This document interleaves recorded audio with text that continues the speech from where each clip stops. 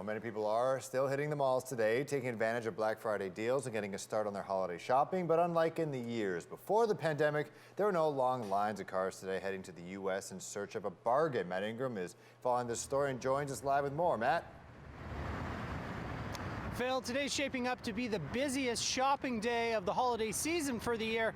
Canada's largest payment processing company says that as of 4 this afternoon, there were nearly 13 million transactions across the country, with much of that happening right here in Ontario. But unlike years before the pandemic, we're not seeing people headed down to the States in search of the deals. Packed parking lots at malls from Toronto to Niagara as thousands of shoppers hunt for a bargain. Because it's like Black Friday and like deals and stuff. I'm quite happy that the lineup isn't as big as I thought it would be. At the Niagara Outlet Mall, it was so busy people were parking at a hotel across the street. Canada's largest payment processing company, Moneris, says spending is returning to pre-pandemic levels as more customers return to in-person shopping amid much looser COVID restrictions. But despite the crowds at malls, no one seemed to be headed over the border for American Black Friday deals.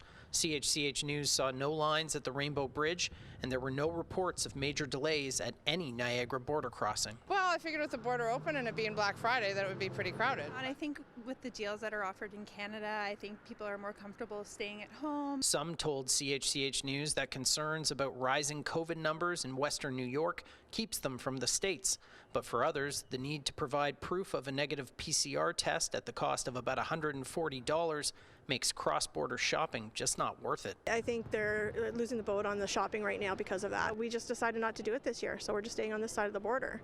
Especially when you have more than one, have to pay for more than one test. It can get expensive. Some say they would pay for the test if they could save big bucks by going stateside. Go to the right location, you can find a cheap test.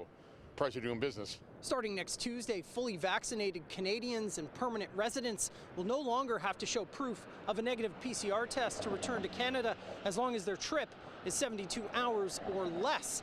This will also apply to any accompanying children under the age of 12, whether they're vaccinated or not. Many said regardless of that, they prefer to spend their dollars in Canada. We get a lot of pretty good Black Friday deals here, so I think I'd rather spend my money here. I'd rather spend my money on the Canadian side. I'm double vaccinated, so I wouldn't have any problems going to the States at all, though. But I like supporting local.